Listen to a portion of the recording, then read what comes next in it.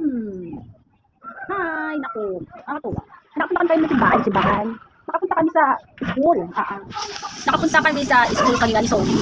Tapos, nag-ano siya ng, ano ba pangalan nun? Zoe, anong trabaho mo eh? Basta pumunta ka sa school kanina. Ngayon, naalala ko kasi yung dati, naging ganyan din ako ng elementary ako.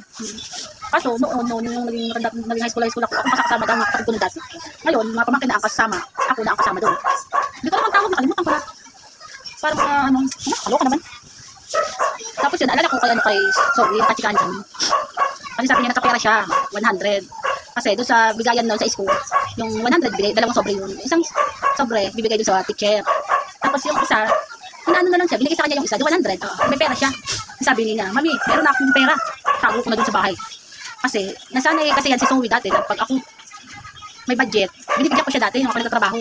Tapos, lagi ko pa yun, araw-araw binibigyan ko pa yung 20. Kasi dati, nagpapabutos, ano kilikili dito. Oo, binubunutan pa ang kilikili ko dati. Kasi 20 pesos ang 20 pesos. Kaya bago ko matulog, pabunot na akong pabunot sa kilikili. Ang dami talaga naipon na pera ni Zoe noon. Oo, kasi pag binibigyan ko pa ng bukod pa yung nakasahod ako, meron siya, 200, 300, gano'n. Binibigyan ko siya, kaya marami siyang pera. Kaya lang, kataka nga siya, hindi na daw siya pera, wala na daw yung pera niya, yung naano niya, yung naiipon niya dati pag nagtatrabaho ako dati. Ano nga ba yung school mo dati? Pinagtaya sa school? Ha? Ano nga yung suot mo? Girl Scout. Yun, Girl Scout pala. Girl Scout siya, kaya ako magkapera na siya ng 100. Kaya yun, sabi niya, mami, wala siya dating pera yun. Kaso naubos na nga. At syempre, hindi na naman ako nagtatrabaho, nagkataon, nasa school, nasa hospital ako nun. Kaya sabi ni Zoe sa akin, mami, naubos na ang ipon ko sa'yo. Kung nabigay mo, mami, naubos na yung pera ko kasi nakuha na nila mama, nila papa. Sabi ko, bakit nakuha naman? Kaya, ano mo yun eh, tawag inipon-ipon.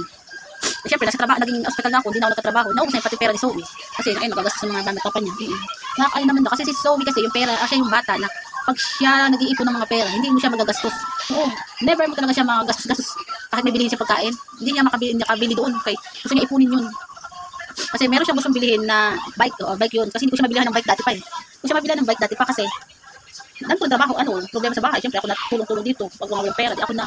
Kaya ang paborito ni Zoe na magkaroon siya ng bike sa akin, hindi ko mabigay. Hindi ko siya nabibilihan dati. Pero pag birthday naman niya, nakakabili ako ng mga cake, ganun, pagkain, ice cream. Pero ang mga bike na gusto-gusto niya, hindi ko mabigay. Kaya napakasipag talaga nun pera, mag-ipon. Kasi nagpapabili pa sa akin ng nagaya ng pera, ipunan. Yung magagawa siya ng password niya. Kailangan makakaalam ng password para hindi mabuksan ng mama at papa niya nila Ate Zoe pag nakulit. Kaso di ko na siya nabili noon kasi nakasarap na ako noon. Kaya rin si Zoe, lungkot na kasi hindi na siya makaipon kasi naubos na yung pera niya. Total, hindi na rin naman ako makabigay kasi wala na pa akong trabaho, di ba? Kaya si Zoe, masalamat siya kanina kay siya sa school kanina, Girl Scout, yun. Girl Scout kanina, di ba nagbigay nga sa mga tao, mga teacher, tapos sa estudyante, kung bibigyan.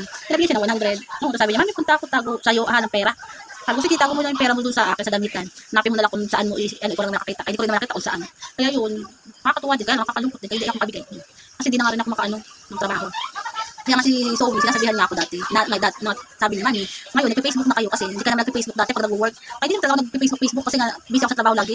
Ngayon, na parang natutunan ako mag-Facebook kasi wala namang magawa sa bahay. Nakapag-chika, dati hindi mo na nagchika sa mga ganyan-ganyan. Ay, busy nga ako sa trabaho. Kasi simula nakasakit ako, ganito ako sa Facebook, wala akong makausap. Kasi yung mga kapatid ko naman, mga yan, yung sarili mga video, mga trip, mga panoorin, at least, kahit na mag-chika ko, dinilaan lang. Yun, sabi ni Zoe sa akin, mami, ingat, magawa ka lagi ng Facebook. Sabi daw niya, sabi ko, bakit? Kasi nakikita ko sa Facebook, marami silang pera. Kaya magkapera ka, mami, kahit wala ka ng trabaho sa work. Nakagagaling na. Magkawag naman daw ako kahit wala akong trabaho.